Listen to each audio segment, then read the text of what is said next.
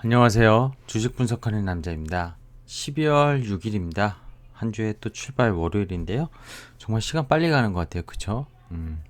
올해 겨울 많이 춥다고 했는데 제가 돌아다녀 보니까 별로 안 추운 것 같아요.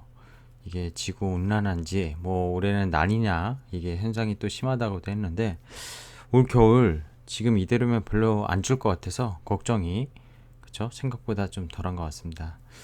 오늘 시장 많이 걱정하셨을 거라고 생각이 드는데요. 주말 사이 그 중국 헝다, 그쵸? 부동산 디벨로퍼 기업의 그런 이제 디폴트가 거의 현실화되는 약간 소식, 그리고 비트코인의 하루 만에 25% 이상의 하락, 뭐 자코인들은 더 많이 하락하는 그런 모습을 보였었는데요. 그러면서 오늘 시장이 하락 출발을 했습니다. 근데 사실 근본적인 시장의 원인은 저는 미국 시장이 금요일날 또 기술주 위주가 상당히 하락을 깊게 하기도 했고, 연준의 그 파월 의장의 발언뿐만이 아니라 재무부 장관인, 그죠? 예전에 연준 전임자였던 의장 전임자였던 옐런 의장, 그쵸? 옐런 의장이었죠. 지금은 옐런 재무부 장관인데 이 두 분이 정말 슈퍼 긴축의 뭐라고 할까요? 징조를 좀 보이는 그런 발언들을 하면서 미국 고용 지표도 발표를 이날 했지만 그런 것들이 복합적으로 작용을 하지 않았나 생각이 듭니다.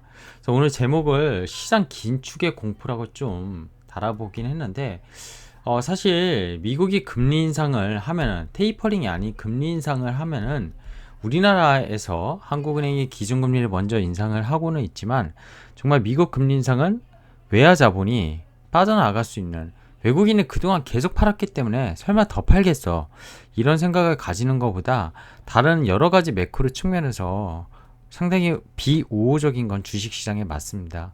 그래서 위험자산과 그동안 성장주들에 대해서 뭐 할인율을 더 많이 주고, 그쵸? 그리고 좀 더 합리적으로 시장을 해석할 수 있었다면, 저금리 기조가 끝난다고 생각한다면 이런 성장주들이 조금은 다칠 수 있지 않나, 이런 걱정들이 아무래도 투자자들의 마음속에 그 미국 시장의 하락을 반영하지 않았나 생각이 듭니다. 그래서 제목에 부제목으로 파월과 옐런의 변심이라고 적어놨는데, 이들이 왜 이렇게 갑자기 파월 같은 경우에 연임이 되자마자 정말 매파적인 그런 기조로 좀 바뀐 것 같고요. 옐런 같은 경우에도 거기에 동조하는 그런 모습을 보이고 있다는 겁니다.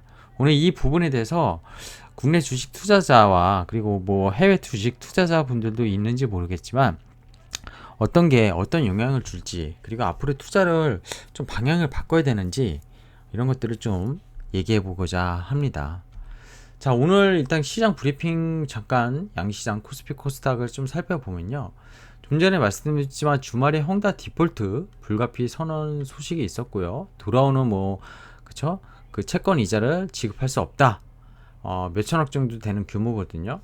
그리고 비트코인 급락 소식에 하락 출발을 국내 시장이 했습니다. 보시다시피 코스피 같은 경우에도 상당히 하락 출발했고요.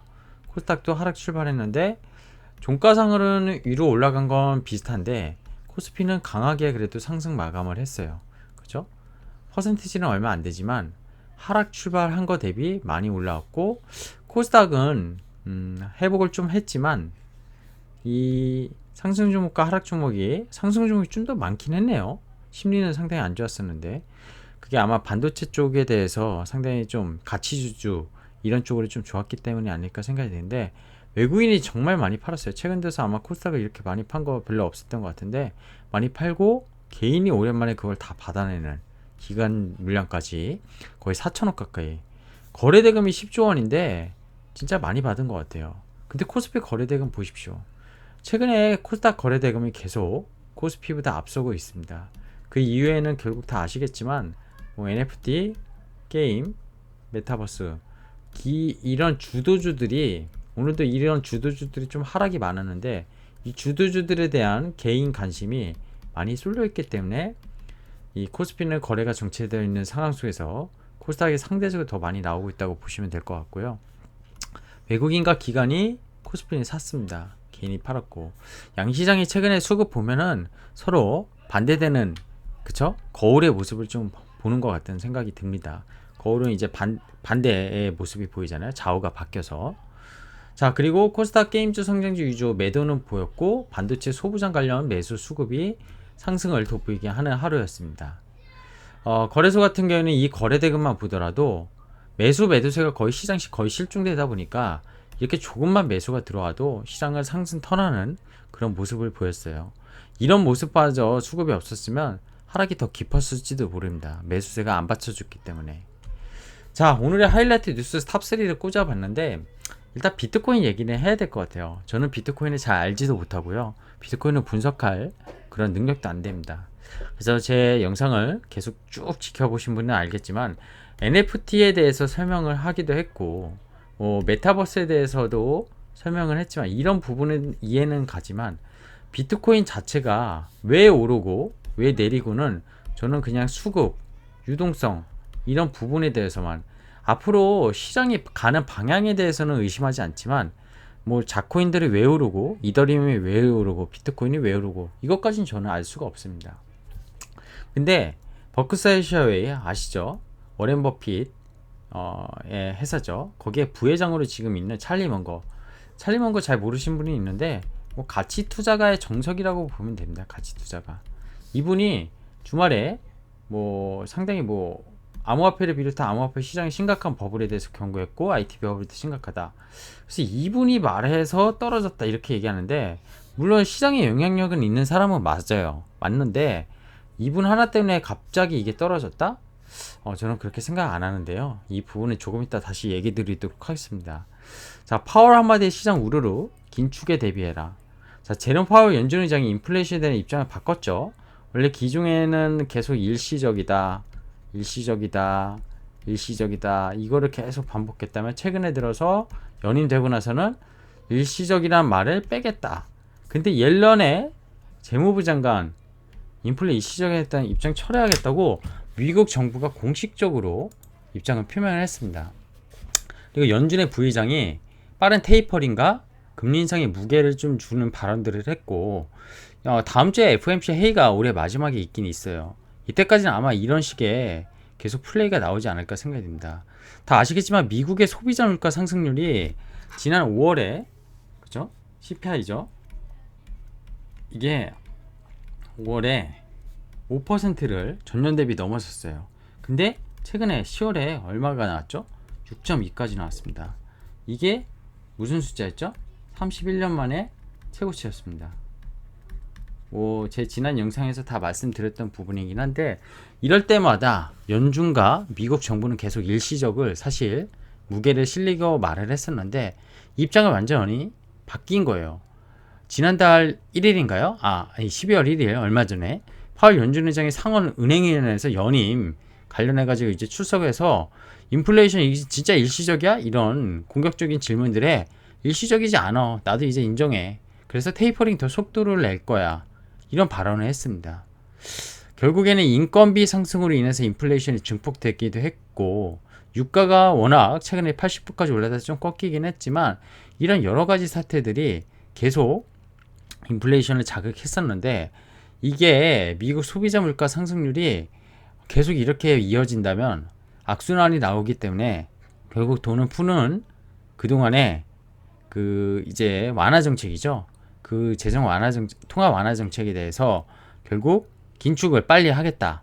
그럼 테이퍼링을 빨리 끝내고 금리 인상까지도 가닥을 잡을 수 있다.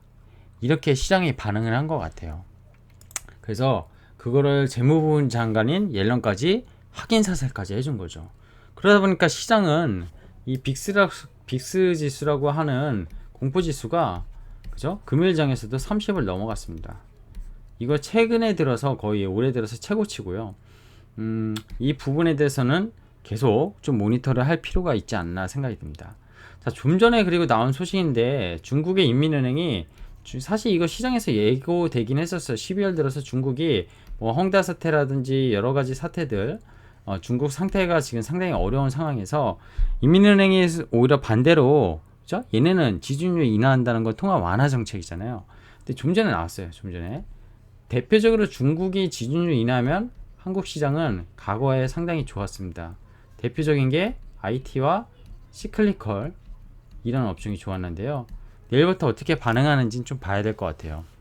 그래서 강도에 따라서 철강업종, 화학업종 이게 상당히 주가에 영향을 받을 거로 생각이 드는데 한 번에 50bp 인한 거는 나름대로 괜찮게 반응을 한 것 같아요. 결국 중국 인민은행의 지준이 이번 인하는 저는 헝다의 디폴트 이슈가 시장의 중화에 부각되긴 했지만 결국 시장은 이 인민은행의 지준율 인하에 더 민감하게 반응하지 않을까 생각이 들고요. 지금 이것 때문일까요? 미국 선물지수도 플러스 전환을 했고요. 기본적으로 통화 완화의 가능성을 중국은 전 세계와 다르게 보여주고 있습니다. 그게 왜 그렇죠? 중국의 경제 성장률, 뭐 GDP라든지 내년도 경제 성장률 상당히 지금 암울하게 전망이 잡혀 있어요. 그리고 최근에 뭐 중국과 홍콩의 빅테크 기업들 미국에서 자꾸 철회되고 있고 그런 어떤 규제 이슈 이런 것들로 인해 가지고 상당히 계속 어려웠었습니다. 여러 가지 상황으로 봤을 때 이 헝다가 그리고 또 디폴트가 만약에 났었을 때 연쇄적인 그런 사태들 이런 것들에 대해서 기본적으로 중국 정부가 시스템 리스크를 확산을 하는 것을 방지하기 위해서 지준율 인하를 결정하지 않았나 그런 생각이 들고 있고요. 결국 헝다가 공식 디폴트를 만약에 내더라도 이렇게 되면은 개별 이슈로 치부가 될 거고 중국 경제 시스템에는 문제가 없다는 입장을 아마 정부가 밝히면서 시장 안정화에 나서는 그런 첫 번째 포인트로 지준율 인하를 하지 않았을까 그런 생각이 듭니다. 그래서 중국의 결국 질서 있는 디폴트라고 해야 되죠. 기업의 자발적인 구제라든지 뭐 지방정부의 개입, 워크아웃 순 이런 거가 질서 있는 디폴트로 보통 알려져 있는데 결국 헝다그룹의 채무 구조조정 이런 것들이 디폴트가 나더라도 순차적으로 되지 않을까 생각이 들고 이런 지준율 인하로 인해 가지고 규제 완화의 또 시간까지 그죠? 지급 준비율을 50bp 인하했다는 거는 은행 간 자금 조달에 대해서 상당히 또 우호적으로 변할 수 있는 스탠스를 경제적으로 만들었기 때문에 중국이 결국 부동산 기업들의 채권 상한에 우호적인 그런 환경을 열어주었다 이렇게 해석하는 게 맞을 것 같습니다. 좀 복잡한 설명을 드리기도 했지만 그냥 우리나라가 금리 인상을 했는데 중국은 금리 인하를 했다 이렇게 생각을 하시면 될 것 같아요. 그래서 유동성에 힘을 실어주는 그죠? 헝다 이슈 때문에 유동성이 상당히 채권 시장에 막혀 있고 이게 연쇄적으로 터질 수 있는 그런 것들을 좀 정부 차원에서 막아줬다 이렇게 생각하시는 게 맞을 것 같아요. 자, 그리고 비트코인 이제 얘기할 건데요. 이게 올해 1월부터 이번에 급락했었던 모습입니다. 보시면은 테슬라 일론 머스크가 매입했다고 해서 급등하기도 했었고 비트코인 결제 지원 중단해서 다시 급락했었고 중국에서 가상자산 단속으로 또 급락했었지만 결국 미국에서 비트코인 투자 상품 뭐 한다 안 한다 했지만 결국 하기로 해서 또 급등했었고 엘사바도르 지금 저가에서 판다 뭐 이 가격에 저가에서 한다 이런 얘기 나오고 있잖아요. 비트코인 법정 앞에 뭐 이 나라는 개별적으로 본다고 하고 인플레이션 우려 확대에 뭐 이렇게 올라와서 비트코인이 대체 안전자산 뭐 금 대신 근데 갑자기 또 테이퍼링 조기 종료 가능성에 2달 만에 있을까 뭐 이렇게 나왔는데 결국에는 이런 것 같아요. 아까도 뭐 찰리 먼거 그쵸? 버크사이셔의 부회장이 말해서 떨어졌다. 그런 거는 그냥 저는 갖다 붙이는 거라고 생각이 들고요. 어느 정도 영향력이 있겠지만 한 사람이 말해서 그렇게 될까요? 쉽지 않다고 보고 있고 시장 일국에서는 선물 시장에서 계좌가 강제 청산되면서 급락했다. 이게 사실 저는 더 합리적인 이유라고 봅니다. 굳이 찾는다면. 그래서 비트코인은 아까도 말씀드렸지만 오르고 내리고를 저는 설명할 수 없어요. 하지만 어떤 계좌에 대한 마진콜이 나왔다든지 그리고 또 이런 얘기가 있더라고요. 중국에서는 뭐 비트코인을 개인당 1억 이상을 투자 못하게 뭐 제재할 거고 그게 기한이 12월 15일이다. 그래서 그런 것들이 청산이 되면서 또 급락도 발생시켰다. 즉 현물 쪽에서 파는 게 나오면서 이 선물 시장에서 계좌가 강제 청산 같이 된 거죠. 연쇄적으로. 오히려 거기에 좀 더 논리적으로 맞지 않을까. 어떤 사람들의 발언에 의해서 그렇게 하기보다 정부가 말한 것도 아니고 전 세계 무슨 뭐 연준이 비트코인을 갑자기 인정 안 하겠다 이런 것도 아니었잖아요. 그래서 비트코인 시세가 오늘 우리나라 또 게임주들 NFT 이런 쪽에 대해서 같이 맞물리면서 급락을 만들긴 했는데 사실 같은 맥락으로 보면 안 될 것 같아요. 그냥 수급적으로는 불안 심리를 만든 건 맞지만 사실 최근에 게임과 NFT는 메타버스와 NFT가 더 강하게 갖다 붙인 거라고 볼 수 있고 그게 비트코인과는 또 다른 개별적인 시장의 큰 파일을 그죠? 시장이 변화하는 모습을 보여준 거라고 생각이 들기 때문에 성장주들이 금리 인상에 대해서 성장주에 대한 타격은 공포는 만들 수 있지만 이 비트코인에 대해서 오늘 급락한 이유는 솔직히 좀 가분했다 이런 생각이 듭니다. 자, 오늘 시장 얘기는 여기까지 좀 해보고요. 결국 내일은 뭐 IT 성장 가치주라고 좀 부르는 게 맞겠죠. 뭐 구분은 꼭 하지 않는 게 좋다고 생각하지만 그리고 시클리컬 이 업종들이 아마 지준율 이것 때문에 반응을 하지 않을까 생각이 되는데 그렇다고 해서 그러면 성장주가 끝이냐 계속 얘기 드리지만 그렇지 않다고 생각합니다. 다만 금리 인상 이게 빨라진다면 그죠? if 빨라진다면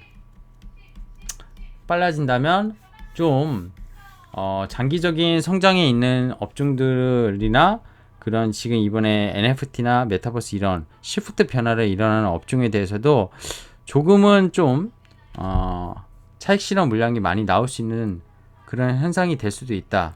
그래서 현금을 조금은 마련할 필요가 있지 않을까 이런 고민을 저도 하고 있습니다. 근데 당장은 아니라고 생각해요. 당장은 미국의 고용률, 실업률이 되게 좋기는 했었지만 테이퍼링은 가속화하더라도 그죠? 테이퍼링 가속화하더라도 만약에 3월에 끝난다. 원래 6월인데 3월에 끝난다. 3개월이 빨라졌는데 금리 인상에 대한 시계열이 빨라지는 건 맞지만 이게 아직까지는 제로금리잖아요. 미국도.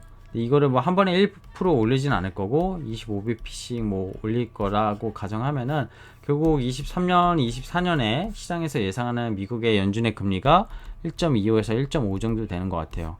100bp 정도를 한 2년 정도 해가지고 올린다고 치면은 그 올리는 과정 속에서 진통은 좀 있을 수 있겠지만 그동안 우리나라에서 외국인이 판 것들, 한 물량들 이런 것들을 좀 감안하면은 외국인이 그렇게 많이 팔 거라 이렇게 생각은 들지 않고요.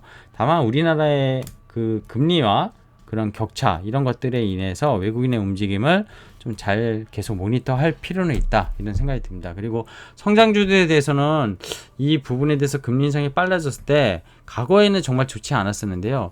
또 과거에 좋지 않았던 성장주와 지금 시장을 이끄는 성장주의 그런 패러다임 시프트 변화는 좀 다르다고 보거든요. 결국에는 성장 기업을 찾을 수밖에 없다는 겁니다. 시장에서는. 그렇게 됐을 때 과거와 똑같은 패턴으로 성장 기업들이 금리가 올라간다고 깨질 것이냐 이거에 대한 고민에 대한 답은 저도 아직 좀 내리지 못했어요. 근데 조금 더 생각을 해보고 제 채널에서 계속 이 부분에 대해서 같이 좀 논의할 수 있도록 좀 해보겠습니다. 자, 오늘 영상은 여기까지 하겠습니다. 고맙습니다.